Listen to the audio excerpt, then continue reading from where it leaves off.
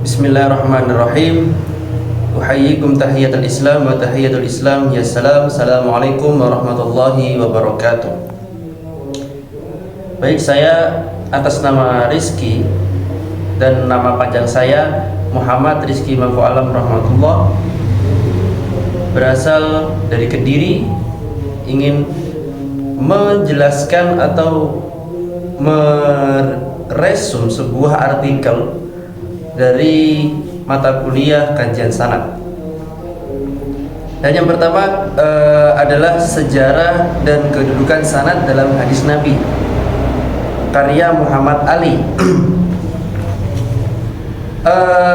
Sanad, yang pertama, sanad dipergunakan sejak para sahabat Nabi, merupakan suatu tradisi ilmiah dan sistem periwayatan yang dapat dipertahankan dan dipertanggungjawabkan.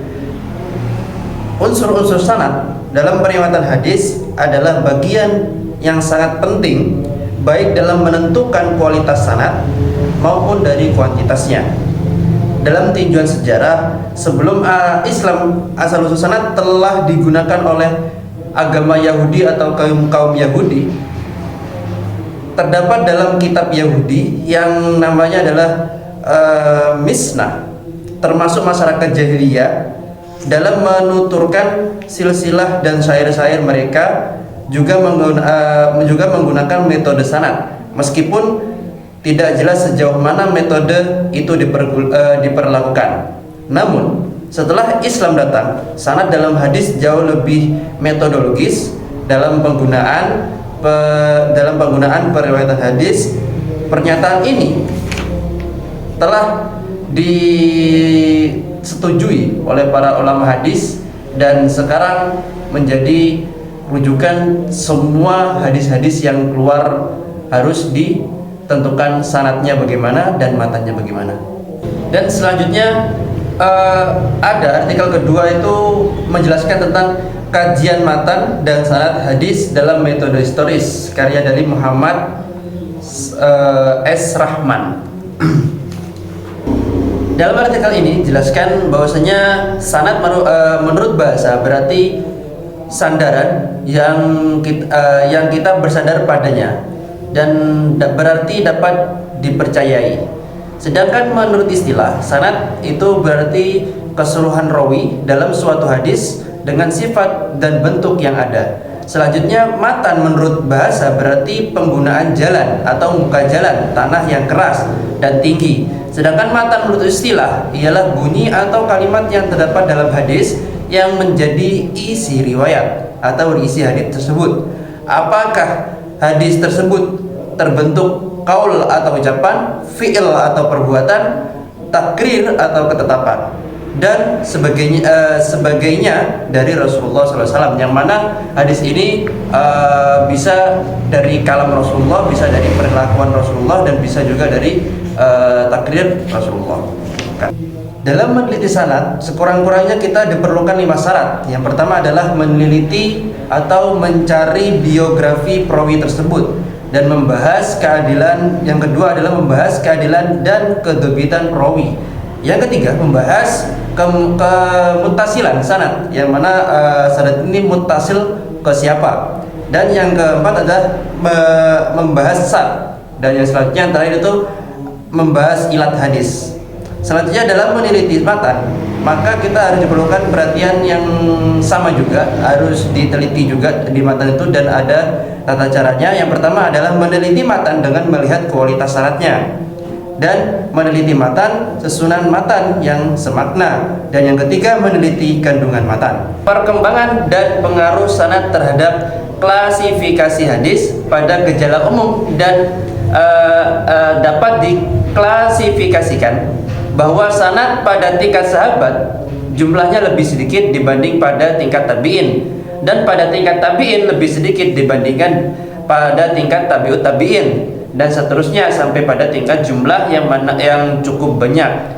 Yang mana kalau kita ketahui bahwasanya di sahabat itu masih ketemu dengan Rasulullah, dan tabi'in itu masih ketemu dengan sahabat, yang mana sahabat itu masih ketemu dengan Rasulullah, dan tabi'in itu maka akan lebih jauh lagi, dan lebih jauh lagi maka harus ada namanya lebih menelitinya itu lebih dakik dan lebih detail lagi dalam meneliti sebuah matan dan sanad sebuah hadis. Dan selanjutnya saya akan membahas tentang artikel yang ketiga, tentang eksistensi sanad dalam hadis. Sanad memiliki peran vital dalam sebuah hadis Nabi. Dalam kaitan ini, An-Nawawi memberikan sebuah ilustrasi yang menarik. Katanya bahwa hubungan hadis dengan sanadnya ibaratnya hubungan hewan dengan kakinya. Hal itulah menyebabkan ulama hadis sejak zaman Rasul terlihat sangat konkret terhadap sanad. Mereka memberikan perhatian yang sangat serius terhadap bidang ini, yang mana membuat bangunan ajaran Islam tetap berdiri kokoh hingga hari ini. Formulasi metodologi kritik sanad telah sampai tahap yang meyakinkan, dan meminjam istilah Azami, tahap banding perjalanan intelektualisme Islam, terutama kajian ilmu hadis dan sejarah, telah membuktikan kesahihan formulasi tersebut. Realitas tersebut semakin mengukuhkan peran sentral sanad dalam hadis dan membuktikan kecemplarangan kultur menyebutkan sumbernya yang memiliki masyarakat Islam awal, dan yang mana kaum orientalis ketika mereka mengetahui atau memasuki ranah sanad, terutama tentang masa awal penggunaannya, kesimpulan mereka seperti memaksa. Penulisan tersebut menyimpulkan bahwa mereka memiliki keawaman, bahkan niat yang tidak terpuji terhadap Islam, dengan mengatakan bahwa pada zaman Rasulullah, pada masa Rasulullah dan Khalifah yang 4 belum dipergunakan sanad. Berarti mereka sedang mencoba menggoyahkan ajaran Islam kita, karena sanad merupakan salah satu nyawa dari fondasinya. Namun nampaknya mereka kekurangan bukti yang dapat mendukung berbagai kesimpulan tersebut. Bahkan berbagai kajian kontemporer membuktikan adanya something wrong pada metodologi yang digunakan. Dan yang keempat, I'tibaru sanad dalam Islam, karya Cut Fauziyah, yang mana penguasaan tentang ilmu takhrij sangat penting, bahkan merupakan suatu kemestian bagi setiap ilmuwan yang berkecimpung di bidang ilmu, khususnya yang menekuni bidang hadis dan ilmu hadis. Dengan mempelajari kaidah-kaidah dan metode takhrij, yaitu i'tibaru sanad, seorang akan dapat mengetahui bagaimana cara sampai mereka kepada sesuatu hadis di dalam sumbernya yang asli, yang pertama kali disusun oleh para ulama hadis. Dengan begitu akan kita ketahui sanad-sanadnya, dan akan memudahkan kita untuk meneliti sanad. Kaidah kenaikan kualitas sanad berkenaan dengan kaidah yang membahas tentang kenaikan hadis dhaif menjadi hadis hasan, dan hadis hasan menjadi hadis sahih. Hal tersebut menjadikan kualitas hadis tersebut meningkat karena adanya matan lain atau matan syahid atau sanad lain atau mutabi yang menguatkan hadis tersebut sehingga kualitasnya naik. Dengan didapati syahid dan mutabi'nya sebagai penguat dan pendukung hadis tersebut dengan jalur sanad lain, jelas juga dengan adanya i'tibar memperjelaskan keadaan sanad, memperjelas perawi hadis yang samar, memperjelas perawi hadis yang tidak kita ketahui namanya melalui perbandingan di antara sanad-sanadnya, dapat membatasi nama perawi yang sebenarnya. Karena mungkin ada saja perawi-perawi yang mempunyai kesamaan gelar dengan adanya sanad yang lain, maka nama perawi itu akan menjadi jelas dan lain-lain. Nah, ini pembuatan skema sanad ada tiga hal, yaitu yang pertama yakni jalur seluruh sanadnya, nama periwayat untuk seluruh sanad, dan metode periwayatan yang digunakan oleh masing-masing periwayat. Metode menerima suatu periwayat hadis yaitu simai, qiraah, al-hasyah, al-ijazah, al-munawala, al-wijada, wasiyah. Implikasi kaidah kenaikan kualitas hadis dan kaidah itibar terhadap kaidah tashih adalah membantu kaidah tashih menentukan kualitas sebuah hadis dari sisi rawi apakah termasuk sahih, hasan atau dhaif, dan membantu memilah mana kitab hadis yang hadisnya kualitas sahih, hasan dan dhaif. Penentuan dan pemilihan ini akan mengetahui nama hadis yang diterima dan nama hadis yang ditolak. Selanjutnya berjudul Kritik Sanad Hadis Telah Metodologis, karya Hedri Nadiran, yang mana penelitian terhadap sanad, kritik sanad atau nakal as-sanad merupakan sebuah keniscayaan mengingat posisinya sebagai salah satu unsur pembentuk hadis. Penelitian ini dilakukan dengan cara menguji salah satu unsur menguji kebersambungan sanad dan kesikohan perawi yang membentuk sanad tersebut. Dalam pelaksanaannya dibutuhkan kitab Rijalul Hadis dan Al-Arjah wa Ta'dil yang memberikan informasi tentang biografi dan hal ihwal perawi. Di sini membutuhkan kecermatan dan analisis yang tajam dari seorang peneliti, mengingat ada perawi yang memiliki kesamaan nama dan juga perawi diperselisihkan kredibilitasnya.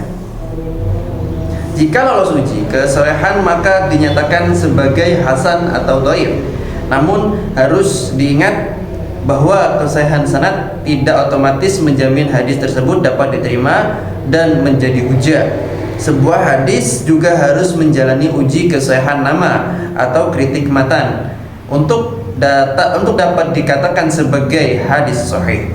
Terlepas dari bagaimana hasil akhir penelitian sebuah sanad, harus diakui bahwa adanya sistem periwayatan seperti inilah yang menyebabkan ajaran Islam tetap terjaga dan terpelihara sehingga sekarang.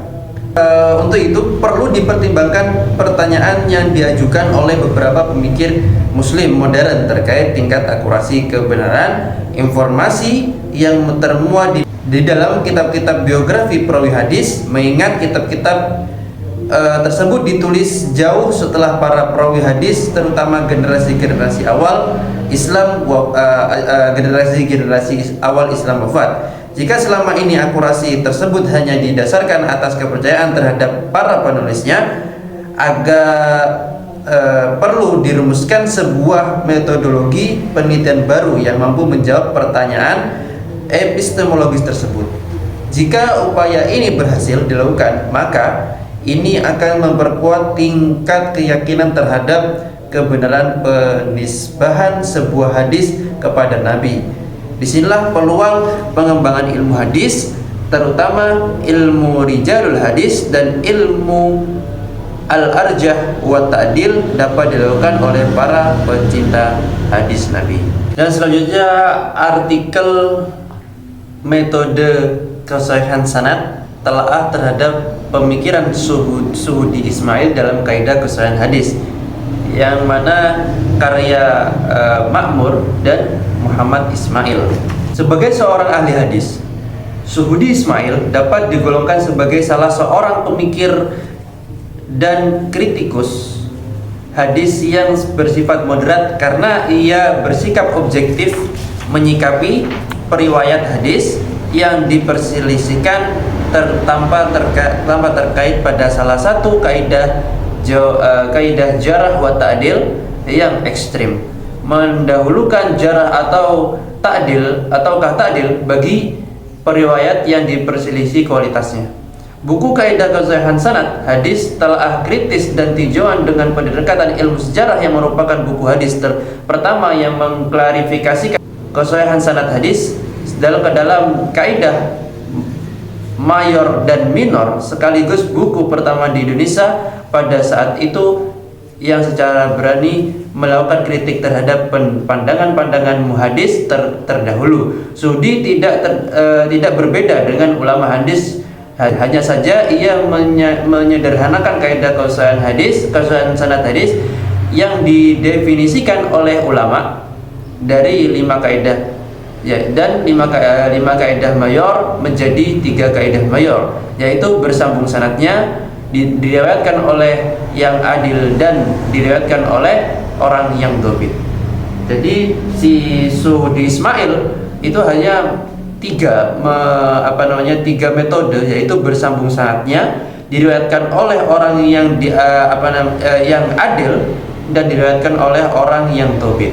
Dan yang terakhir artikel kedudukan sanad, transmisi hadis Nabi Shallallahu Alaihi Wasallam menurut para ulama klasik, karya Ahmad Saifuddin. Dan di sini ada sebuah metode para muhaddisin dalam mengkritik sanad, yaitu untuk mengkritik sanad, para ahli hadis memfokuskan pada beberapa hal, yaitu hal yang menyangkut diri para perawi berupa kualitas pribadi perawi dan kapasitas intelektual perawi. Dan yang kedua ada hal yang menyangkut sanadnya itu sendiri, yaitu ketersambungan dan keterputusan sanad dan suzud sanad, dan yang terakhir adalah ilat sanad. Yang pertama adalah kualitas pribadi perawi. Untuk dapat diterima periwayatannya, seorang perawi harus bersifat adil. Adil yang berarti sifat yang meresap pada diri seorang perawi yang mengharuskan membiasakan diri hidup dalam takwa dan selalu menjaga murah atau wibawa, serta menjauhi perbuatan dosa dan hal-hal yang merusak murah tersebut. Dan yang kedua ada kapasitas intelektual perawi, yang mana intelektualitas perawi harus memenuhi kapasitas tertentu sehingga riwayat hadis yang disampaikannya dapat memenuhi salah satu unsur hadis yang berkualitas sahih. Oleh karena itu seorang perawi harus dhabit. Yang dimaksud dhabit di sini adalah untuk seorang perawi hafal dengan sempurna hadis yang diterimanya, kemudian mampu memahami hadis yang dihafalkannya, serta mampu menyampaikan hadis tersebut dengan baik kepada orang lain. Dan yang ketiga, ketersambungan sanad. Di antara syarat suatu hadis agar dapat diterima selain perawinya harus adil dan dhabit adalah sanadnya harus bersambung. Ketersambungan sanad ini berarti bahwa setiap perawi atau setiap orang dari rijalus sanad meriwayatkan hadis dari perawi sebelumnya. Hal itu harus berlangsung terus sampai pada sanad terakhir, sehingga sampai pada Rasulullah SAW. Dan yang selanjutnya keempat itu ada meneliti suzud atau sad dalam sebuah hadis.